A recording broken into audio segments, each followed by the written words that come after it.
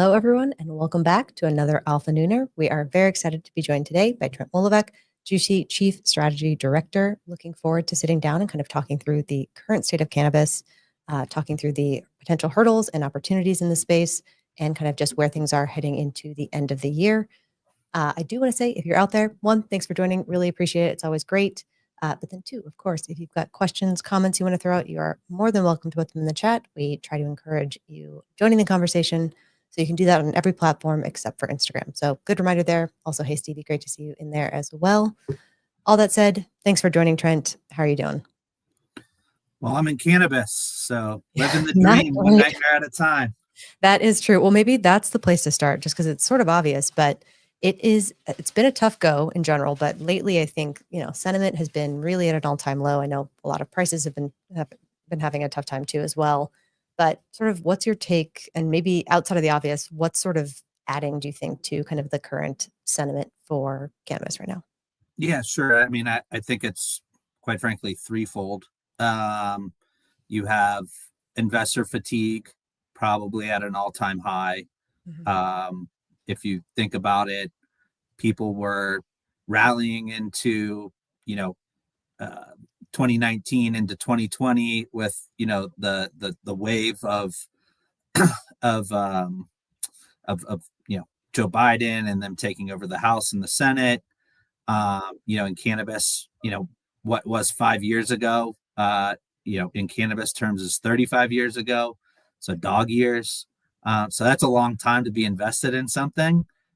We saw that run up, probably a little bit artificially too high, quite frankly. Sure. And then, we've seen it tumble all the way back down. And so, for the last couple years, in a world where things are probably a coin flip, we've gotten tails every single time for cannabis recently. So, I do think what people are missing, though, as somebody that's been in the regulated cannabis industry since 2009, made my first investment in Colorado. I've seen a lot deeper deeps than this. I mean, JUSH is a free cash flowing business that's going to do, 50-ish million bucks of EBITDA this year, 250 plus million bucks of revenue, or 250 million bucks of revenue. And it's a lot easier to weather a storm with a business that size versus, me, my cousin, and my dad with a couple stores and a couple grows in Colorado. And so, the dark days aren't quite as dark as they have been when we were all private, and the information wasn't getting quite out as readily available as it is today. I mean, gosh, think about 2016 when Trump came into his first term. Jeff Sessions pulling the Cole memo. I mean, that would be catastrophic with public companies today. Yeah. And guess what? That was 2016, so nobody really cared. I mean, us in the industry cared, obviously. Trent, get ready, carry cash on you and your passport. So you may have to jet out at any time, but that's a lot easier, or that's a lot more scary, quite frankly, than, hey, Trent, your stock's at 30 cents now. That's quite a difference, quite frankly. And so, yeah, I hear people on the fatigue side, and, things are not moving as quick as we would like at the federal side.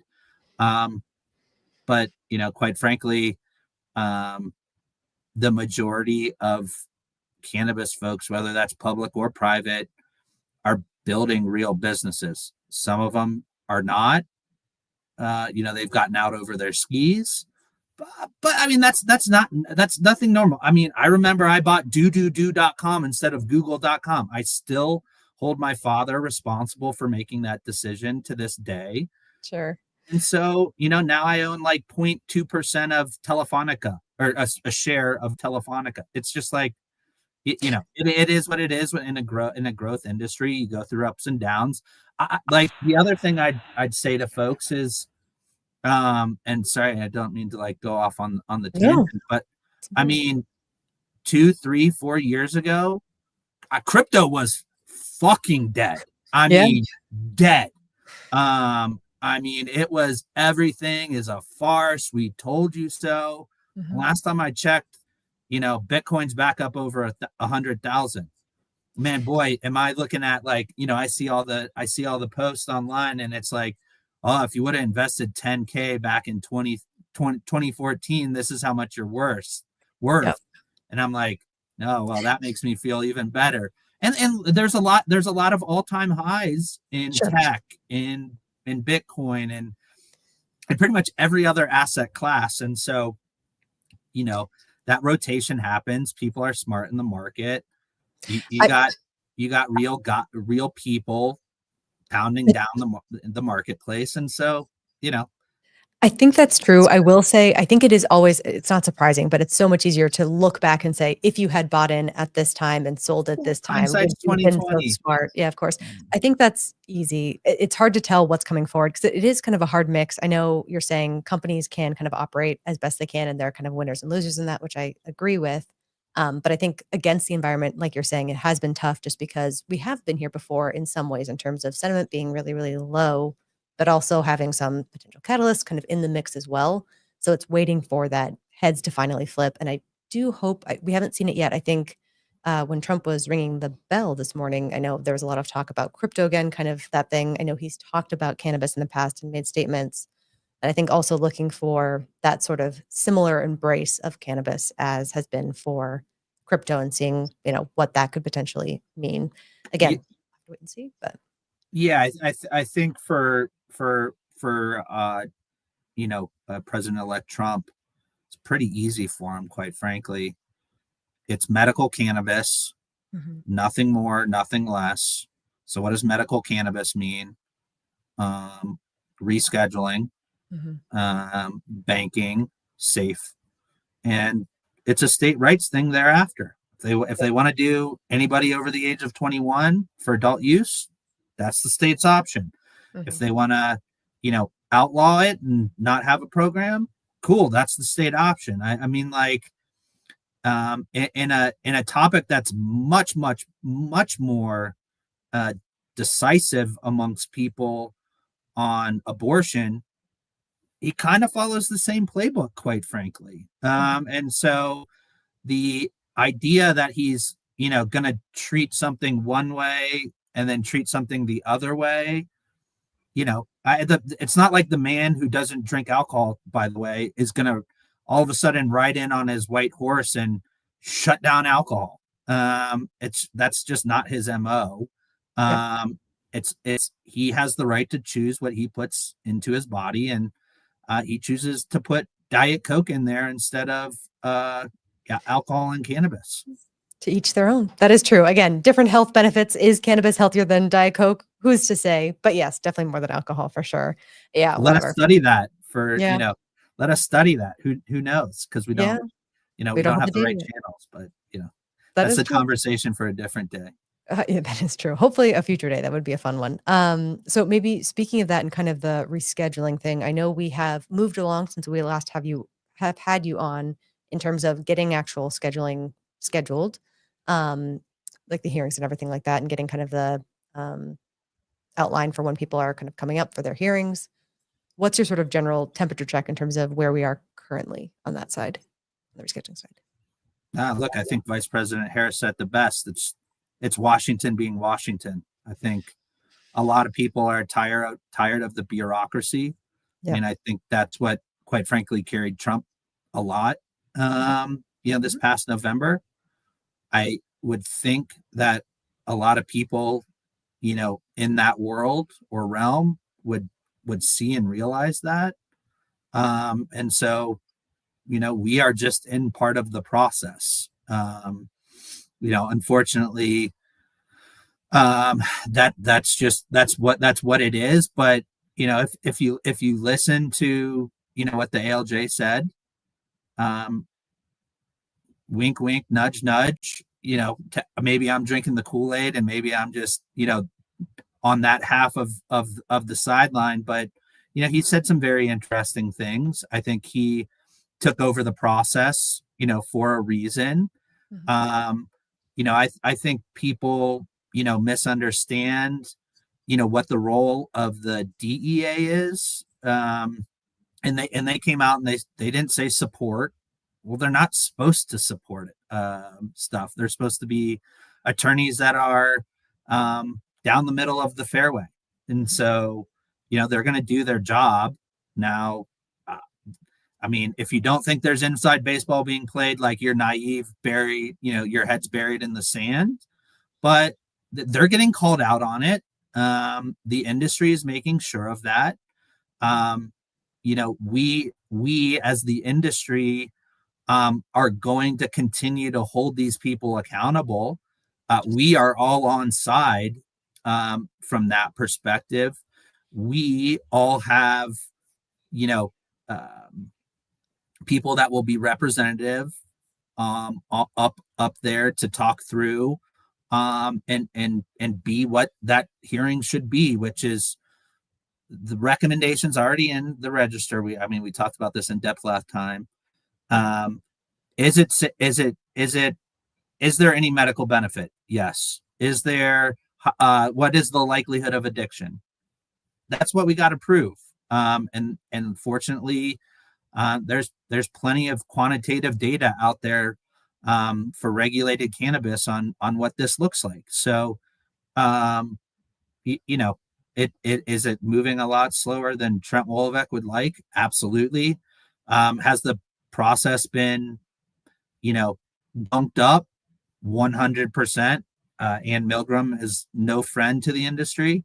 But guess what? She's gone in T minus, whatever, 30 some odd days. Yep. Unfortunately, we haven't figured out who's going to be taking that over. But, at the end of the day,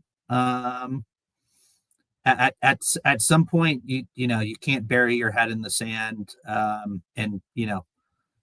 let's hope science prevails. So, we'll see. Common sense and science, hopefully that, does come out on the end. Don't get it wrong. There is no common sense in Washington, politics. D.C. So it is not common sense. If there was common sense, this thing would be long done. And Things you would wouldn't be look talking to me today. That is very true. It's unfortunate. I'm glad to talk to you, but yeah, I wish it were resolved and it was an easier conversation. But what do you make of, because I feel like, just speaking of like the new DEA head and everything like that, and again, it seems like it's a little uncertain who Trump is going to put forward. Because I know Chad Chronister is out again now. How much, importance do you place on that? How much importance do you think? Because I feel like a lot of people have been caught up in terms of who's getting appointed where, which I understand, just trying to get a sense of kind of how they feel on cannabis. I know cannabis is in the range of things that are important, it sounds like, to the Trump campaign, but not priority number one necessarily. What's your balance in terms of how important that pick is or not? Yeah, I like. The pick is obviously, pretty relevant. We've seen what the other pick has done up until this point. So I don't want to place, no importance on that piece. Mm-hmm. However, that person we've seen time and time again with all of the president elect's nominees. He always falls back on people that are loyalists. And so, that person will do as they are directed, in my opinion. I don't know if that'll be the case or not, but it sure feels like that'll happen. So, again, I like, until he does something otherwise, I have to take him at his word, which is S3 is something he believes in. Medical cannabis is something he believes in. Something that his people have been working on well before he even got elected. I know that firsthand. I have a facility that's 30 minutes from the Hill. It's a 100,000 square foot medical cannabis facility in the Commonwealth of Virginia. And Great. Boy, is it a beautiful thing. You've seen I was going to say, so, it is beautiful. I yeah. can attest to it. Yeah, it's very nice. And so, that's not something that isn't on the radar of folks in the Hill. And so, we'll continue to educate folks on what cannabis really is. I had somebody on the transition team tell me that my store in Fairfax, all the DEA agents call it beyond sober because we don't let anybody in that's not supposed to be in there. He's like, I hope you don't take offense to that. And I said, quite the opposite, actually, sir. So, it's little tidbits like that, I think, there is so much information at our tips or so much information at our fingertips today that we analysis paralysis, every little thing. Yeah. People reporting on people that have nothing to do with this process and their stance on cannabis. That's just, I just have to laugh at that sometimes. It's not even relevant. Like, I appreciate it, but cool, thanks. That person in the grand scheme of things means nothing when it comes to the rescheduling of cannabis, passing legislation of cannabis, so on and so forth. So I think that's true. We've got into that bear case where it's analysis paralysis, quite frankly. I think that's true. I do think the attention and the focus and the kind of hunger for information in terms of who's being placed where, or what it means, or any sort of information is reflective of kind of what we were talking about when the previous administration came in, where they had very much signaled they were going to be pro-cannabis, and then it took them pretty much to the end of the term to actually start trying to turn that on and actually trying to make some steps. So I understand it, but I do think it can sometimes cloud. It can be kind of too much noise. And again, I think especially even before true appointments are made, especially because I think I don't know historically how things have compared in terms of, putting forth somebody, but then them stepping down or whatever before an appointment's actually been made. But it does feel like there's been a lot of shuffling around it's not been like, I'm going to appoint that person and they are automatically appointed. It feels like there's been some sort of shuffling around ultimately. So I understand the desire for information, but yeah, I think not getting too caught up in it can be important.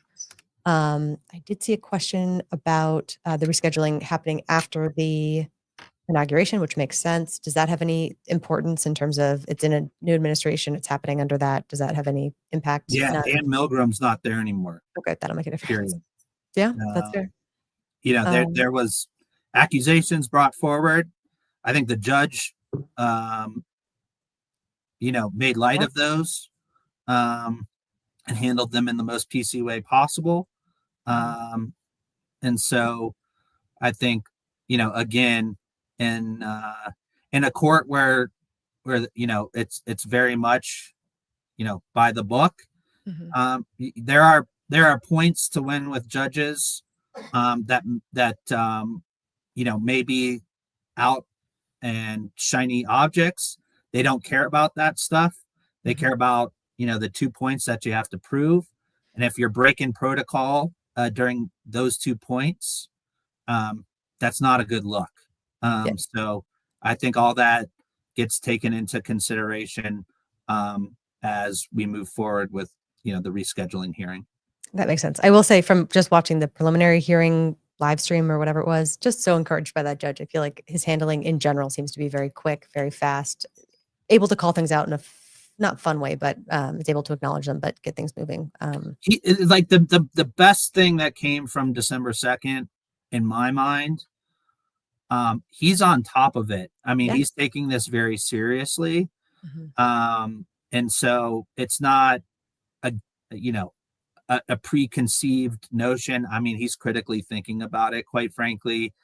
Proper responses. And so, if you just look at the gentleman's resume, I mean, it wouldn't be anything else besides that. But obviously, you'd hope that for everybody that's in government. But unfortunately, that's just not the case. That's true. Yeah, but I think unwillingness to kind of let things delay, moving things forward, doing it in a fun way also makes a little bit of a difference. And I think brings some much needed levity while still being productive and effective. So I think that's good and exciting. So again, we don't have any full information yet. I think we'll know more as we are in 2025, but just kind of looking at the landscape as things are developing, if we don't get, things that we're hoping we get, or if we kind of are in this general environment for a little bit longer, how to navigate that. How is sort of the general industry navigating it? And then, JUSHI specifically looking to kind of make the best and find opportunity in cannabis. Yeah, um, we at Jushi, we talked about it last time, but refinanced. Um, we're not like going into a hole. We feel very confident that what we can control, Mhm. we will continue to control. Yeah. We have our blinders on and continue to be heads down and execute. Mhm. 50 million ish LTM for 2024. We're, you know, executing extremely well on our 7 and 7 plan, which is 7 new stores open by mid 25, 7 more stores open by mid 26. Um, Ohio being a majority of those stores, like we're doing M&A. Because our business is so strong, we have operational free cash flow. And we got the refinancing done. And so, those 2 stores that we have under MSA currently, the 3 stores that we're building out right now, the other one that, we have a non-binding LOI on, we're uber close to binding definitive docs there. We'll get 1 more signed up. We're super close to an LOI there. So, we're putting our money where our mouth is. Like, we feel very comfortable that what we can control, we're going to continue to control. But by the way, I think majority of the businesses are doing that, that have balance sheets that are on side. Now there's a couple that, unfortunately made a bet with Florida, and that's going to be a problem. But that's an opportunity for Jushi, and not to sound too Napoleonic, but that's how business works. Mhm. And so we feel very confident that status quo in 25 is fine for us. Sure. um you know we, along with Cresco, were the first people to say on our earnings call about the momentum in Pennsylvania around adult use. Mhm. The industry has a lot more success in refining laws at the state level Mhm. than at the federal level. Sure. And so, um, you're talking to somebody that has 17 operational stores, soon to be 18 operational stores in Pennsylvania, 126,000 square foot cultivation facility that, a couple $1 million of CapEx is ready to supply an adult use market. Uh, let's just assume an adult use market is 2x in Pennsylvania because it's a really strong medical market already. Sure. Um, that's a lift of $100 million of revenue, where we really only have to, account for adjusted costs. And that's a few more people at retail, a few more people in the grow, but like no additional fixed costs. And so that's a big lift for us. That's a solid 40 million bucks of EBITDA lift. And with no change, that lifts me, with the addition of Ohio, and those couple other stores, closer to 100 million bucks of EBITDA. And I have to refinance 130 million bucks at the end of 26. I think our track record has been extremely solid when it comes to raising capital, whether that's equity or on the debt side. The big difference between Jushi and a lot of these other companies, majority of our debt holders are equity holders. They're founders of this company. They are across the cap stack, and so no longer do we have Sunstream in the capital stack. We paid them back all their money that was owed. And so I think we're in a great position to weather the storm through 25 into 26.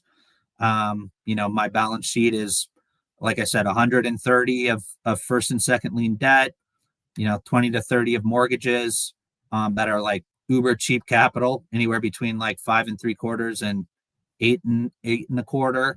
And then like another 20 million bucks of unsecured debt as a seller's note, but that doesn't come due until 27, end of 27, second half of 27.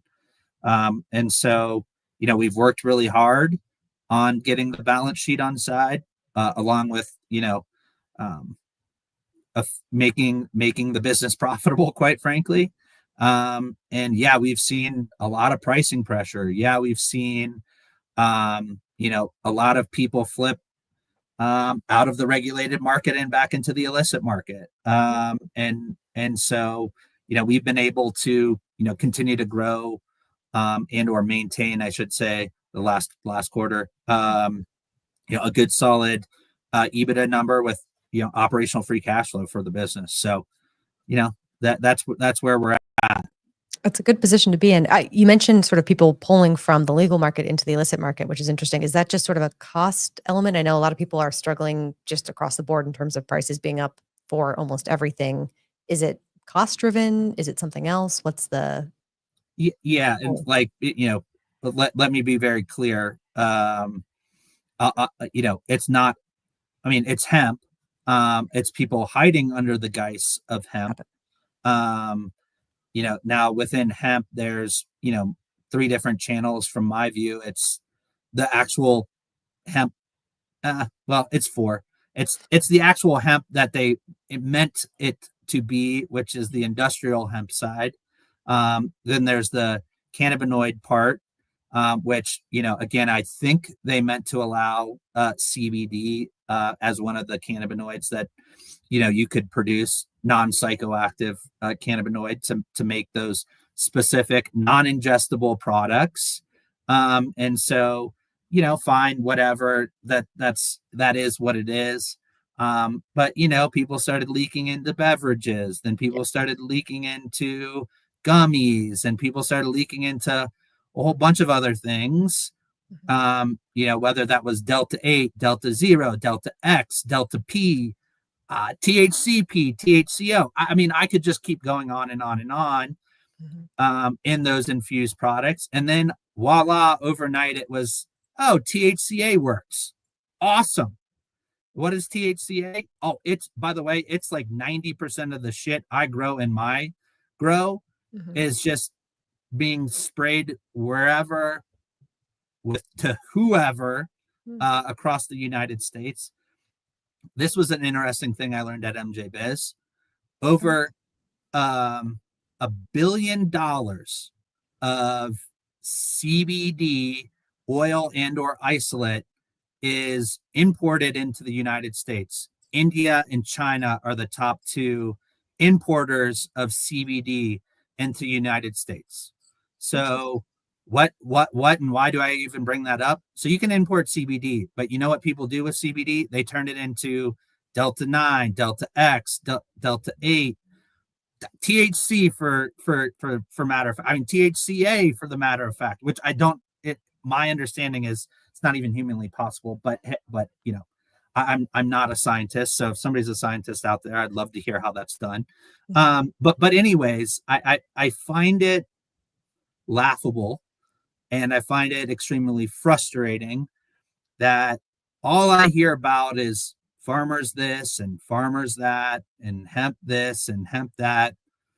But when you import $1 billion of isolate from foreign countries that we know is the cheapest of the cheap, you can get to 15 million bucks of wholesale pretty quick, which then turns into 30 million bucks or 30 billion bucks of the rumored hemp derived cannabinoid market. And so I'm just giving facts. And so if people want to play the game, then play the game. But look, the people that sell those products through pretty much any outlet that's not age gated, that can actually take a credit card, it's not a hidden fact that when times are tough, even when times are good, people spend 30% more in the United States when you can use credit cards. So in a world where it's tough for the last 24 months,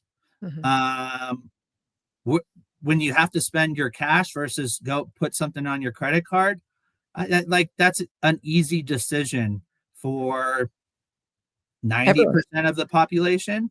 Mhm. And, yeah, they think it's tested because they have some, bogus C of A that's from 2018 or 2019. And, there's plenty of coverage on this. I mean, even the IDFPR, which is our regulating body over retail in the state of Illinois, came out and said the illicit market is impacting the regulated market. So I'm not saying anything that isn't backed up.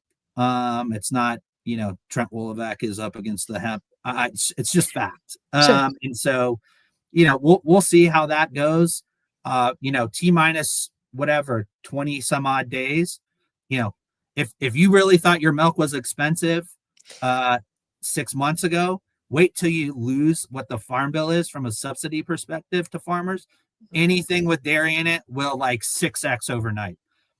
So go to your Costco, buy your butter, buy your goat cheese, buy your Mexican, shredded cheese. Go buy your milk, even though it'll go bad pretty quick. But Can you you freeze better that? hope that farm bill gets done. Yeah, interesting. I think it will. I mean, we'll have to see what happens in terms of closing or modifying the loophole. I'm not sure. It sounds like, again, we're not getting the most aggressive version of closing that. So we'll have to see. I know a lot of other companies have kind of looked at the hemp element and said, can't beat them, join them kind of thing. Is that out of the radar in terms of trying to get that through? Is it too complicated to kind of separate yourself from kind of the bad actors in the hemp arena? What's sort of the sense there? Um, yeah, look, I think we at JUSHI will never put our assets at risk. I think that that's extremely irresponsible from a shareholder perspective. Me being a big shareholder, Jim being a big shareholder, John being a big shareholder, Dennis being a big shareholder, so on and so forth. I think we look at the business maybe a little bit different than a lot of folks that may be on the periphery. But hey, if we see something in the farm bill once it's actually done, there's plenty of ways. And again, we're deal guys. We're not out of the loop on this stuff. I probably know way more about this shit than I should. But it's no, if we have clarity and we know we can do it under the rules and regulations that have been put forth at the federal level, and we know we're not playing in the gray, then we'll look at it. And I think you've seen longtime buddies in the industry start to join hemp beverages. Do I really give a shit about cannabis beverages? No. We at the Green Solution in Colorado, 23 stores, manufacturing galore, did beverages. We could sell beverages for a penny and we'd still be okay. Nobody ever bought beverages. Now a lot of people think, it's the wave of the future, and it very well could be once there's normalization. I mean, I get it, but it'll never. I don't think it would ever flow through, a true cannabis, retail setting. So if you want to go tackle beverages right now and go up against, AB InBev and all the big boys that have all that distribution, good luck, Godspeed. I'll just continue to sell flour, vapes, gummies, and we'll go from there. Yeah, no, I think that makes sense. Yeah, definitely a lot of competition warming up, I think, on the beverages side, which does make it a little bit tricky, I think, a little bit, but interesting. All right, I'm seeing some questions come in real quick. Just getting one from Brian, which is good. Just talking about your footprint as well. Thanks for the question, Brian. He is saying, with your recent move into Ohio, what are your thoughts about Indiana and if they'll go medical anytime soon? I have to be honest. I have no Well, idea fair enough. the state of play in Indiana. Um, I will get educated on it pretty quick as somebody from Columbus, Ohio, as somebody that went to school at Miami University, um, which is right on the border of Indiana. As somebody now who has a store in Oxford, Ohio, it's something we'll definitely need to get educated and up on. And I'm more than happy to share once I get a perspective. Totally Um, fair. Yeah. but I'm kind of heads down right now in Pennsylvania, Virginia, even Massachusetts. Um, there's some appetite to clean up that program. Um, so from a legislative perspective, and so we're laser focused on things that will truly impact the business. Yeah, I think that makes sense. It's a time to be focused for sure. I also don't know too much about Indiana, but I do think it is generally leans more conservative, kind of more Nebraska-esque. So I don't know how quickly they would get something done, but again, hopefully we see something on the medical side, just generally where people are able to access it, just for medical needs as well. But my impression is it's more conservative. So we'll see. Although that doesn't always mean anti-cannabis, but in general, I think No. on Look the at cannabis front, Missouri. I mean, exactly. who would have thought Missouri went before Pennsylvania? I mean, Yeah, I'd take that bet 10 out of 10 times. yeah, But sure. this is the big difference. Something we've learned that I didn't quite have appreciation for before cannabis. In a commonwealth, you cannot bring forth a ballot initiative. I So, don't. you have to pass stuff through legislatively. So, Pennsylvania, Commonwealth, Virginia, Commonwealth, Kentucky, a Commonwealth, Massachusetts, a Commonwealth. I think there's one more Commonwealth, but we operate in three Oh, of wow. those four, and I have a provisional license in the fourth. And so, I think for us, we've learned, when the people can speak and they can actually do the ballot initiative specifically for cannabis now. Mhm. It's a very different state of play than when you're just kind of stuck with passing legislation. Yeah, that's fair. Interesting. 3 out of the 4 is funny. All right, questions. Let's see as we're going through. One from Sonic. Thanks, Sonic. Thanks for sharing your perspective on beverage. Amongst the other products, which are leading the way for Jushi? Is it flower, gummy, vape? I know vape is generally doing well, but what's the form for you guys? Yeah, for us, we do a flower is still the Mm, king of the shelf, depending on the market, anywhere between 50 and 60%. It's no secret that large format flower has really started to pick up. We've always done that. So sachet all day is our ounces. That's been a hit for us. um, doing fine grind or shake, infused kind grind, which we call it kind grind, but fine grind with bubble hash. That's another big seller. That's a unique product for us. Infused, pre rolls, blunts. We're really heavy. And I'd say probably one of our top SKUs that we sell through our wholesale market is vaporization, specifically, distillate, and then live resin. We also have live rosin. So we do all three. But Disty is definitely our number one. We do 2 grams, which have been a huge hit on 510 side. And then, gummies or trochees or chewables, depending on what market you're in, sure. for me, are kind of our bailiwicks, if you will. That's awesome. Good insight. And also, as we're coming into the holidays, probably a good menu for people who are doing some holiday shopping ahead of the holidays, which is Our nice. chocolates actually are pretty good. We did a peppermint white chocolate one recently, for the holiday season. So Oh, we continue to roll out new products every quarter. It's something we are pretty proud of, whether that's on the genetic side, so people wanting that new, or flavors of gummies or chocolates or so on and so forth. So that's something that we take relatively serious, with the exception of maybe like the back half of Q4, because I just want to sell product and not worry about, R&D, which we are doing, which is nice to see. We've had big holiday weekends between, Thanksgiving, Green Wednesday, Black Friday, through that weekend. Halloween was big. And so we're starting to get into our 12 days of holidays for promos. And so, we continue to see, market share climb back up. Love to see it. That's awesome. Thanks for the question. And again, thanks for the answer. All right. As we are wrapping up, I'm seeing an interesting question from Stevie on talking about 280E and the impact there. And then also, just as a refresher, asking how the name JUSHI was taken. It's a little fun history as well. Sure. 280E, what happens to JUSHI? We have uncertain tax liability that's on our balance sheet. It's not a small number. It's not a big number.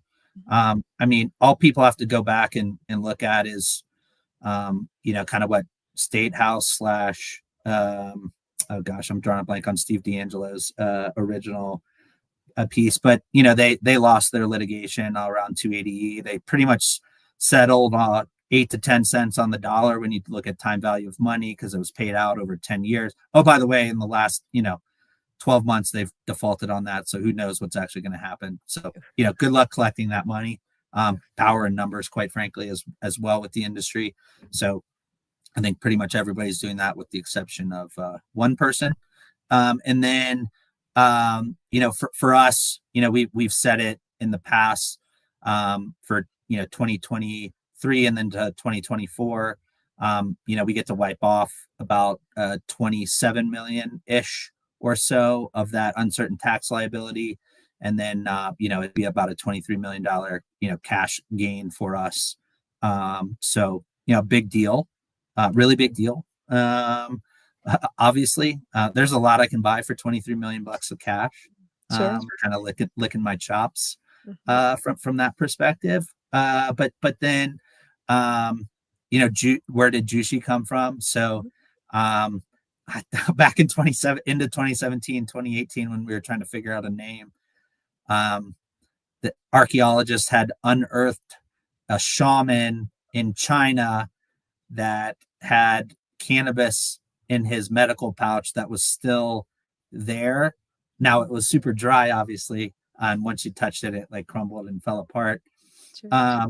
But that is the oldest known use for cannabis that's been discovered, and that shaman was part of the JUSHI kingdom. So that is where JUSHI came from. Plus, it's fun to say when people don't know how to pronounce JUSHI. You just say it's sushi with a J, and people get it. latch onto that one pretty quick. That was just a happenstance after we started to have people when we were, going on our roadshow and stuff. So when we actually went public in June of 19 at the Toronto airport, there actually was like a sign that said sushi with a J, and then gave our ticker. I have it somewhere in my my picture list for my book that I'll write someday. But it's morphed into that more so than the story of the shaman out of China. Yeah, that's pretty neat. Again, I feel like we've been in sort of the cannabis space for a long time. You've been, especially for a long time, but it is funny to kind of reflect on how long cannabis has been kind of a part of the human experience. So interesting, and definitely a good perspective, I think, as well. But that's a fun little story as well. And sushi with a J, I'll never forget that. That's awesome. All right, Trent, thanks for taking the time. Really, really appreciate it. Everyone, thanks for being on. We appreciate it. And we'll catch you tomorrow on Friday. Thanks so much. And we'll catch you then. Thanks, Mackenzie.